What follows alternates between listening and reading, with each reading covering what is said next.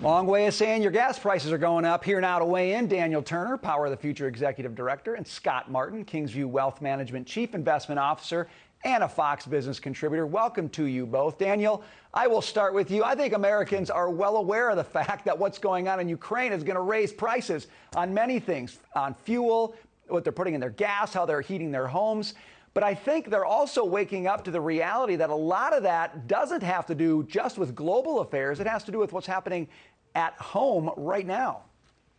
Yeah, absolutely. A lot of the inflation that we're experiencing right now is driven by the Biden economic policies when it comes to energy.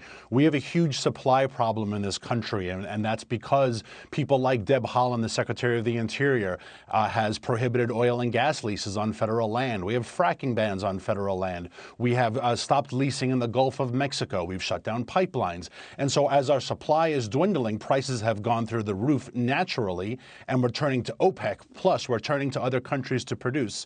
So when Kamala Harris says it's going to get worse, the question should be, well, how do we make it better domestically? And we do that by increasing production.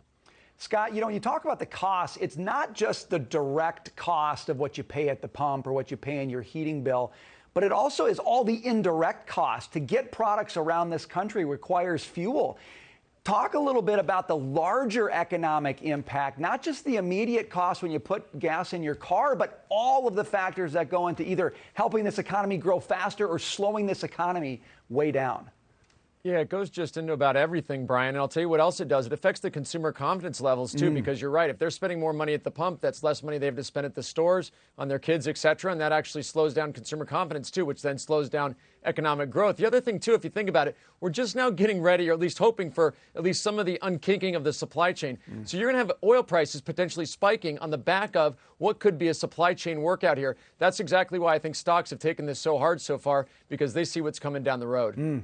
Daniel, during this week, when we've got all of these issues around Ukraine and Russia, the Biden administration regulators just made it much more difficult to approve new pipelines. You can't think of worse timing for that sort of thing, and yet that's what's happening in this country. Where are the major roadblocks to us producing and moving more fuel around this country right now?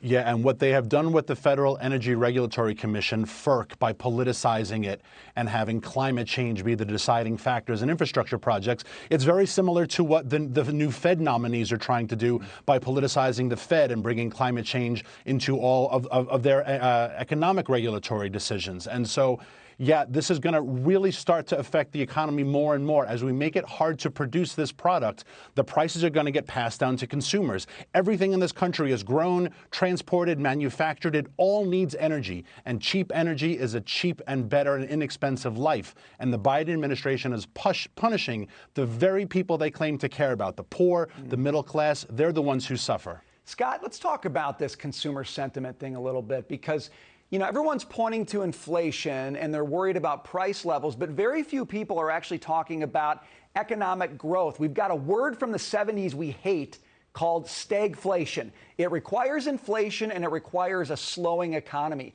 How concerned are you about what's happening in Ukraine, creating a situation where this economy could actually slow meaningfully in the coming year?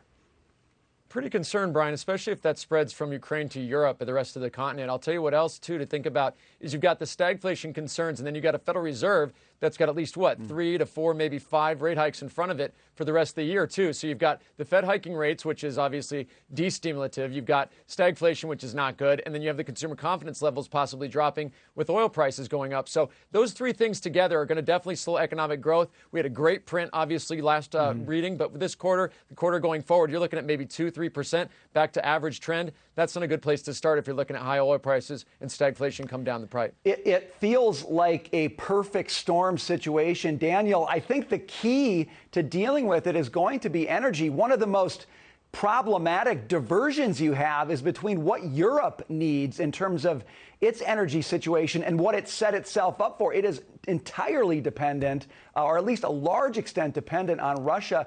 What could the U.S. do with Europe to change that situation, Daniel, and perhaps help alleviate the kind of problems we're seeing with Russia as we go forward?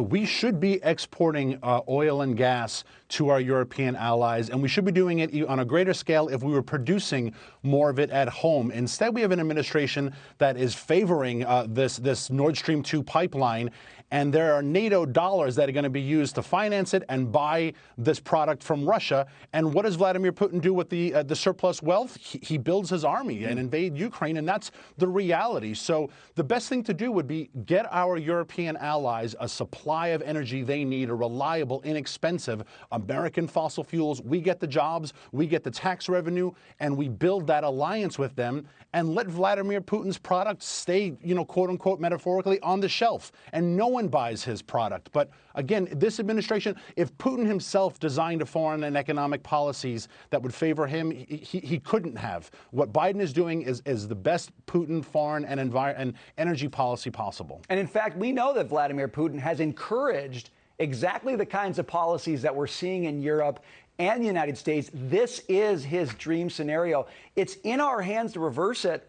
We just need a president who has the guts to do that and stand up to his own party. Daniel and Scott, we got to leave it there. Thanks so much for being with us. Thank you.